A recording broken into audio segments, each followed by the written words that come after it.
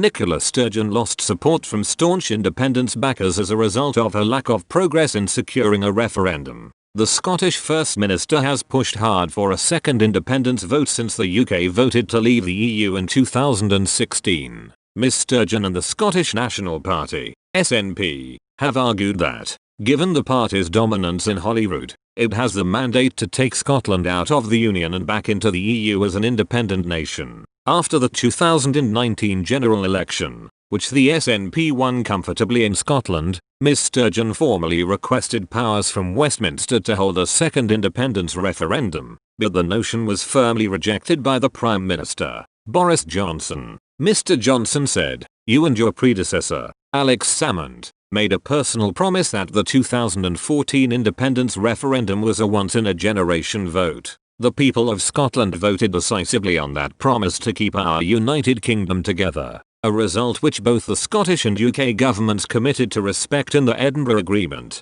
Since then, Ms Sturgeon has attempted to gain powers to call a second independence vote with a Section 30 order, but the patience of some independence advocates had already worn thin, as prominent independence supporters indicated their displeasure at the perceived lack of action by the First Minister. After December's election, Ms Sturgeon pleaded for more patience from Scottish nationalists, saying to pretend that there are shortcuts or clever wheezes that can magically overcome the obstacles we face would be to do the independence cause a disservice. Popular and influential pro-independence website, Wings Over Scotland, announced at the time it would stop posting until Ms Sturgeon was gone in an article titled "The Betrayer." Stuart Campbell, who launched the site in 2011, said, 5 years and 2 months have passed since Sturgeon assumed the office of First Minister on 20 November 2014. Since that day, the people of Scotland have gone to the ballot box on 6 occasions, and on every one the SNP have won a clear victory,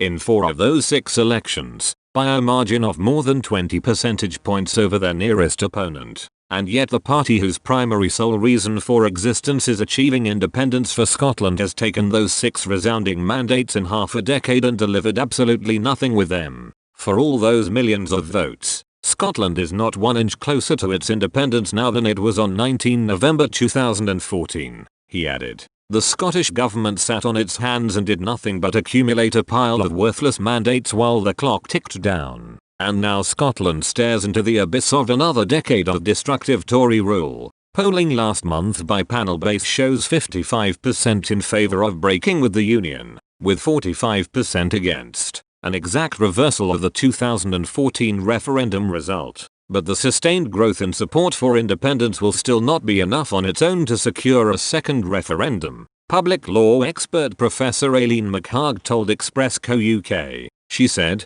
"The growth in support does not change the legal arguments. Either they have the power or they don't. A mandate makes no difference, however." She also said that a perceived mandate could offer some encouragement nonetheless. Professor McHarg added, "The reason a mandate is important though is because in 2011, when the SNP last won an overall majority, David Cameron's agreement to facilitate a referendum at that point had a mandate. So the SNP will make it absolutely abundantly clear in their manifesto next year that they want a second referendum. If the SNP then gets an overall majority next May, then it will be difficult to dispute that mandate. But that's a political argument. It doesn't affect the legal argument. A mandate on its own can't impact the powers of a devolved legislature.